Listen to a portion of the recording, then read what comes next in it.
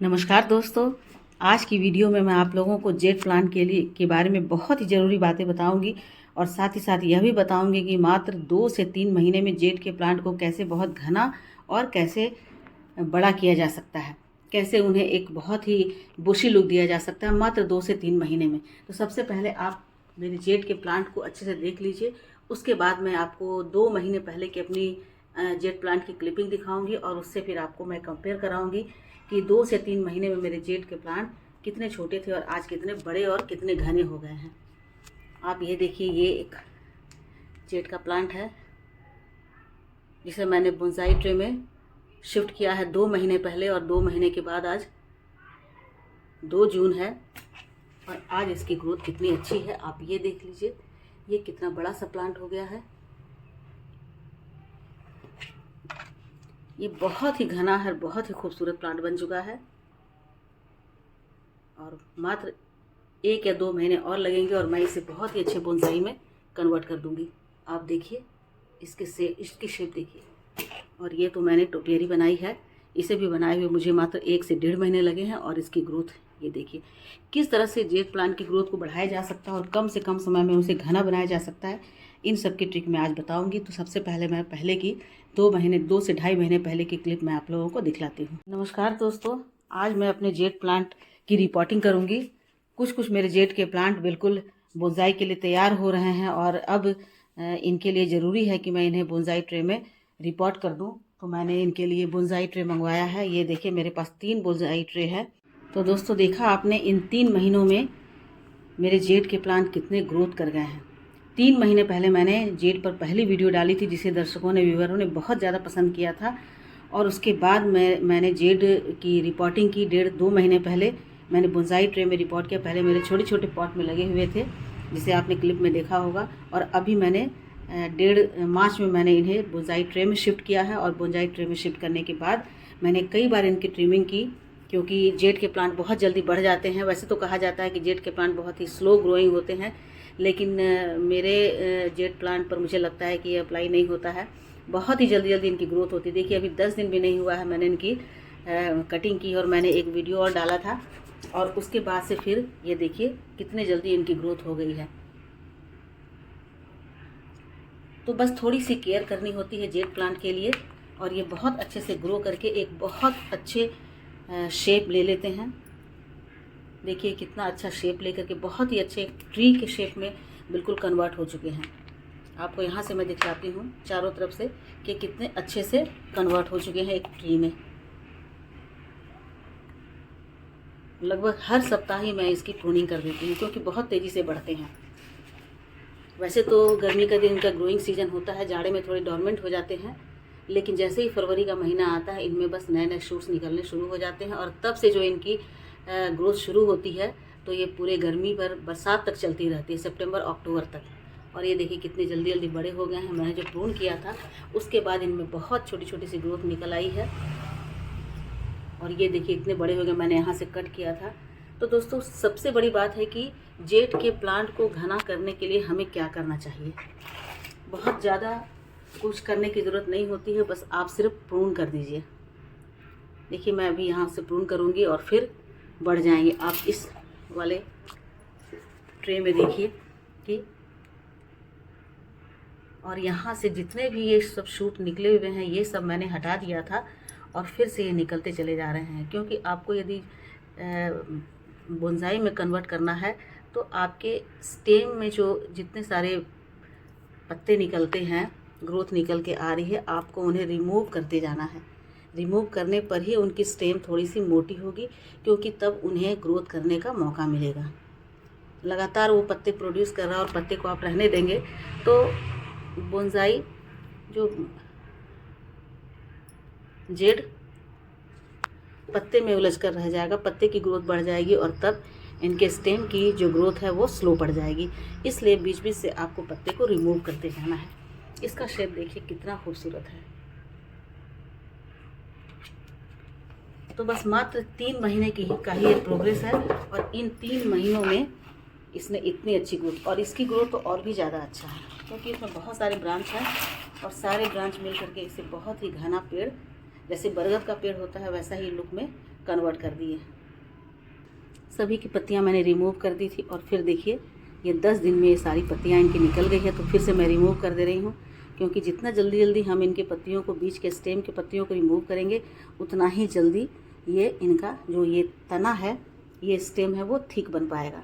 तो इसे थिक करने के लिए सबसे पहला रूल है, यदि आप बोनसाई बनाना चाह रहे हैं तो आपको जहाँ जहाँ एक कैनोपी लेनी है, जैसे यहाँ पर एक कैनोपी बन सकता है, उसी तरह से इस डाल में एक कैनोपी बनेगा, यहाँ एक कैनोपी बन सकता है।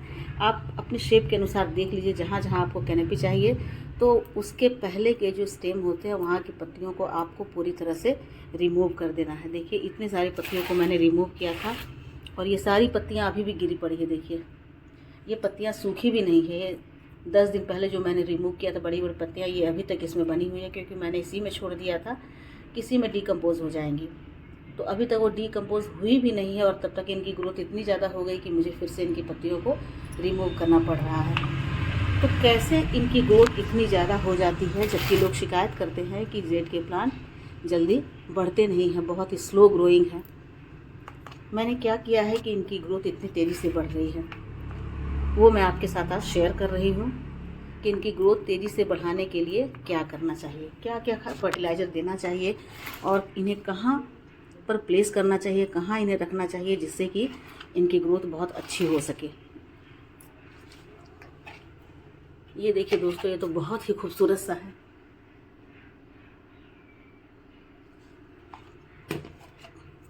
और यहाँ पर मैंने सामने में इसके बाउंड्री की तरह से मैंने डाल दिया और फिर ये सारे बढ़ने लगे हैं। अब फिर से मैं इन्हें रिमूव करूँगी। तो जेड को घना बनाने के लिए सबसे पहली शर्त होती है उनकी ट्रिमिंग करना।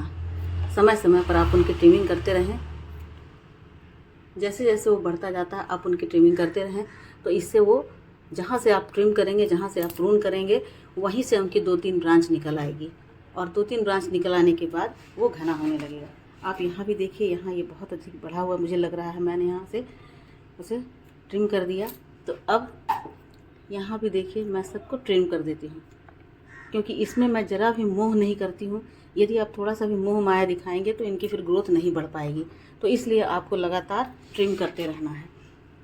आप ट्रिम करेंगे तभी वो वहाँ से बढ़ेगा। जहाँ जहाँ मुझे लगता है कि इनमें ग्रोथ ज़्यादा होती जा रही है, लंबे होते जा रहे हैं, डी शेप हो रहे हैं, मेन बात है कि डी शेप ना हो, तो वहाँ पर शेप में लाने के लिए आपको ट्रिमिंग करनी ज़रूरी हो जाती है। तो सबसे पहली शर्त है इसे घना करने के लिए कि आप इन्हें पिंचिंग करते रहिए, या तो हाथ से कीजिए या कैंची से कीजिए, जैसे भी कीजिए, लेकिन उनके पिंचिंग बहुत ज़रूरी है। आप यदि उन्हें पिंच कर देते हैं तो तुरंत वहाँ से उनकी ग्रोथ बढ़ जाती है। पिंच करने के बाद आपको समय समय पर इनकी गुड़ाई भी करते रहनी पड़ेगी, क्योंकि आप यदि इनकी गुड़ाई करते रहते हैं, आपको समय समय पर इनकी गुड़ाई करते रहनी है। गुड़ाई करने से क्या होता है कि इनके अंदर एयरेशन बना रहता है, और ये एयरेशन बना रहता है तो इनकी जड़ें बहुत अच्छे से बढ़ती हैं, स्वस्थ होती हैं, और जड़ों के अच्छे से बढ़ने से ही पौधा बहुत तेज़ी से ग्रो करता है। तो इस तरह करके आपको इसमें गुड़ाई कर देनी है। और सबसे मुख्य बात है कि हर प्लांट की अपनी एक रिक्वायरमेंट होती है कि मिट्टी उसे कैसा चाहिए, अल्कलाइन चाहिए या फिर एसिडिक चाहिए।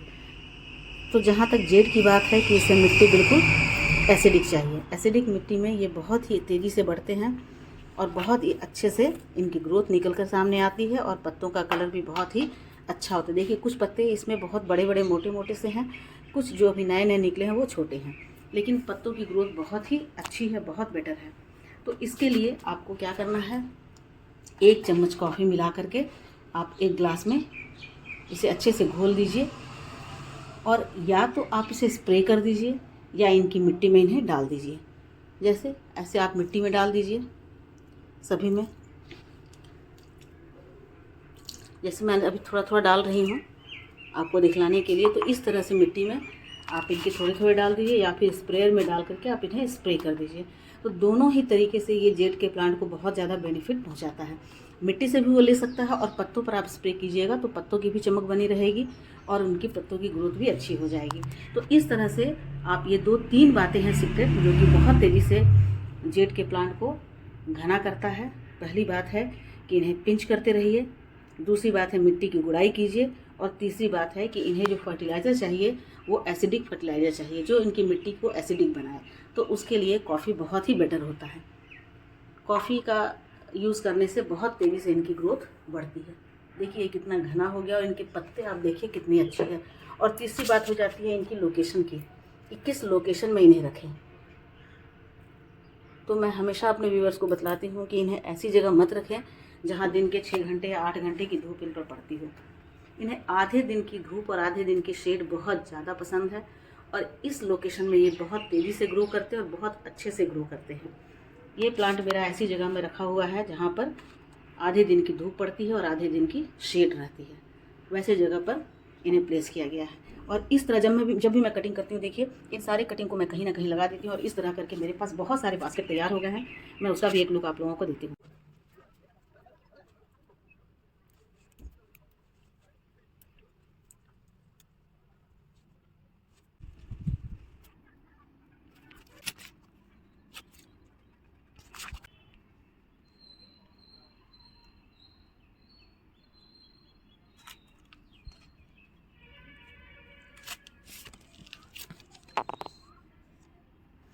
सबसे बड़ी बात है कि जेड एक ऐसा प्लांट है जो किसी भी तरह की केयर नहीं चाहता है।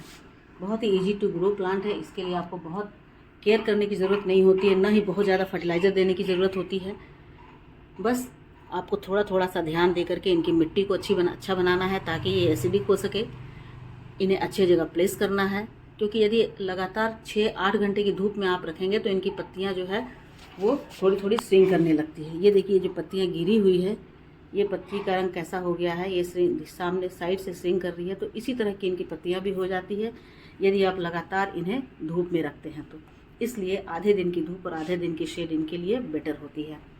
और तीसरी बात है कि इन्हें जो फर्टिलाइज़र देना है वो चाय की पत्ती का लिक्विड बनाकर दीजिए, या फिर आप कॉफ़ी का लिक्विड बनाकर इन्हें दे सकते हैं।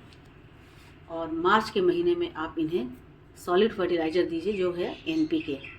NPK क्या होता है आप दे सकते हैं उसमें वर्मी कंपोस्ट या गोबर की खाद, क्योंकि इसमें ये पत्तियों के कारण ही या अपनी शेप के कारण ही बहुत पसंद किए जाते हैं। इनकी पत्तियाँ बहुत ही ग्रीन होती है, तो आप इन्हें गोबर की खाद भी दे सकते हैं। मैंने फरवरी महीने में इनमें गोबर की खाद दिया था और उसका बहुत ही अच्छा रिजल्ट आया। बहुत अच्छे से इनकी ग्रोथ हो गई और बहुत तेज़ी से बढ़ कर के आए।